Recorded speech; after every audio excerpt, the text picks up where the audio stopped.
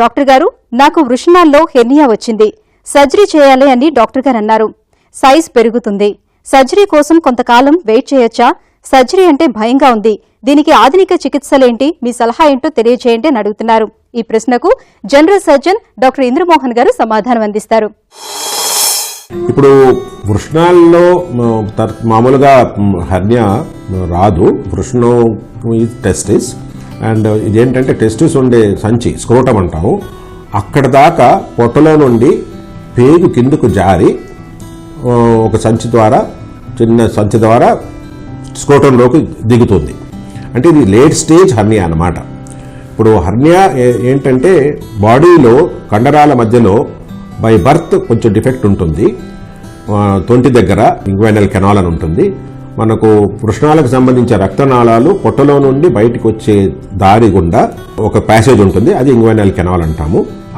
ఆ ఇంగ్వైనల్ కెనాల్లో రక్తనాళాలతో పాటు కండరాలు ఏదైతే వీక్ అవుతుందో అబ్డామినల్ వాల్ కి కండరాలు వీక్ అయితే దాని ద్వారా రక్తనాళాలు ఏదైతే వృషణాల ద్వారా కిందికి వస్తుందో ఆ ప్రదేశంలో చిన్న బుడగలాంటిది వచ్చి దాంట్లో పొట్టలో ఉండే పేగు కిందికి జారుతుంది అనమాట. కిందికి జారి ఈ రాను రాను ఆ సంచి పెద్దగయ్యి దాంట్లో ఉండే ఇంటెస్టైన్స్ అంటే పేగులు size, length of the intestine పెరుగుతూ వచ్చి ఆఖరికి అది వచ్చి స్క్రోటంలో కూడా దిగిపోతుంది అనమాట. ఇది ఉండడంలో మీకు ఆపరేషన్ ఎందుకు చేయాలని మీరు అడగచ్చు. ఈ ఆపరేషన్ ఎందుకు చేయాలంటే ఈ పేగు ఏదైతే స్క్రోటంలోకి దిగిందో అది మామూలుగా డైజెషన్కి పనికొచ్చే ఫుడ్ అంతా సర్క్యులేట్ అవుతుంటుంది.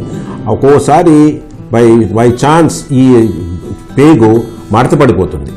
పేగు మడతపడిపోయినప్పుడు అప్పుడు ఫుడ్ ఫర్దర్ ప్రోగ్రెస్ అయ్యే అవకాశం తగ్గిపోయి వాంతులు బదులయ్యి విపరీతమైన నొప్పి వచ్చేసేసి ఎమర్జెన్సీ ఆపరేషన్ చేయాల్సి ఉంటుంది. అది అవాయిడ్ చేయడానికి కొరకు హెర్నియా అని డిసైడ్ చేయగానే ఎర్లీ స్టేజ్లోనే మనము ఆపరేషన్ చేసుకోవడం దీనికి ప్రత్యేకమైన ఇంపార్టెన్స్ అండి. Hernia is one disease. Surgery తప్పించి దానికి వేరే మార్గం లేదు. వేరే మెడిసిన్స్ ట్రీట్మెంట్ కానీ, ఎక్సర్సైజెస్ కానీ, ఫిజియోథెరపీ కానీ, జిమ్కి వెళ్ళడం వల్ల కానీ హెర్నియాకి ట్రీట్మెంట్ జరగదు. ఇప్పుడు మీకు చెప్పిన ప్రకారం మీకు ఆల్రెడీ పొట్టలో నుండి వీక్నెస్ డెవలప్ అయ్యి హెర్నియా సంచి వృషణంలోకి వచ్చే రక్తనాళాల ద్వారా స్క్రోటంలోకి వరకు వచ్చేసింది. సో ఇది considered as very late stage hernia అనమాట. దీన్ని తప్పనిసరిగా సర్జరీతోనే ట్రీట్మెంట్ చేస్తాం అన్నమాట. కొన్ని వందల ఏళ్లుగా ఇదే సర్జరీ వేరే కంట్రీస్లో కానీ మన కంట్రీస్లో కానీ చేస్తూ వస్తున్నారు. ఈ ఆపరేషన్స్ హెర్నియోప్లాస్టీ, హెర్నియోరఫీ అని చేస్తున్నాము. మునుపటి కాలంలో ఒక 20 years బిఫోర్ మనం ఓన్లీ హెర్నియోరఫీ చేసేవాళ్ళం. అంటే ఎక్కడైతే మన మజిల్స్ వీక్ అయ్యాయో అవి మాత్రం మనం స్టిచ్చింగ్ చేసి దాన్ని స్ట్రెంథనింగ్ చేసేసి మనం ఆపరేషన్ చేసిన లేయర్స్ మళ్ళీ క్లోజ్ చేసేవాళ్ళము. కొన్నాళ్ళ బట్టి సిన్స్ పాస్ట్ 20 years 20 ఏళ్ల క్రితం నుండి మనము మామూలుగా ప్లాస్టిక్ మెష్ ఉంటుంది. అవి ఇంపోర్టెడ్ మెష్ మోస్ట్లీ వాడతాము. ఆ మెష్ను అక్కడ పెట్టి వెనక ఏదైతే వీక్నెస్ ఉందో ఆ వీక్నెస్ ఏరియాని మనం పటిష్టంగా ఇంప్రూవైజ్ చేసి స్ట్రెంత్ పెరిగేటట్టు చేసుకొని ఆపరేషన్ ఏరియాని మనము ప్రొటెక్ట్ చేస్తున్నాం అనమాట. దీనివల్ల ఏమవుతుందంటే 100% మనకు మళ్ళీ హెర్నియా వచ్చే అవకాశం రాకుండా చూసుకోవచ్చు అనమాట. మనం గ్యారంటీగా 100% మళ్ళీ ఆ ఏరియాలో హెర్నియా రాకుండా జరుగుతుంది అనమాట. ఈ హెర్నియా నేను చెప్పిందేమో ఇంగ్వైనల్ హెర్నియా.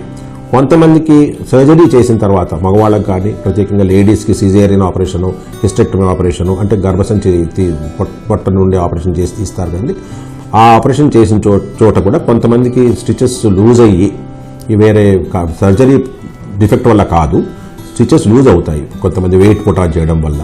ఈ స్టిచెస్ లూజ్ అయినప్పుడు మళ్ళీ ఆ కండరాలు వీక్ అయ్యి ఆ ప్రదేశం నుండి కూడా హెర్నియా డెవలప్ అయ్యే అవకాశం ఉంటుంది. దీన్ని ఇన్సిషనల్ హెర్నియా అంటాం మనం.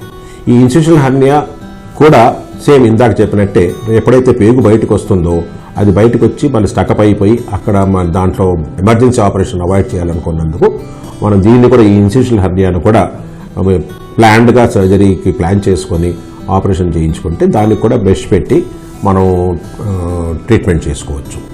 ఇలాగే కొంతమందికి బొడ్డు దగ్గర కూడా హెర్నియా వస్తుందండి. దాన్ని అంబలైకల్ హెర్నియా అంటాం. అది మామూలుగా ఊబ ఉన్న వాళ్ళకి ఎక్కువగా వస్తుంది.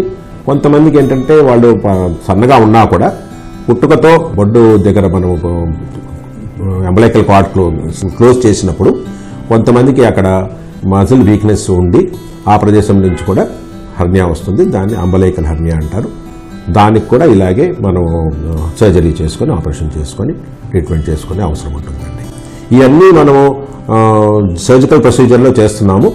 ఆఫ్ లేట్ కొంతమంది సర్జన్స్ మేజర్ హాస్పిటల్స్లో లాప్రోస్కోపీ మెథడ్లో కూడా దీనికి సర్జికల్ ట్రీట్మెంట్ లేకుండా కట్ చేసి ఆపరేషన్ చేయకుండా లాప్రోస్కోపీలో కూడా మెష్తోని హర్నియోప్లాస్టీ చేస్తున్నారు.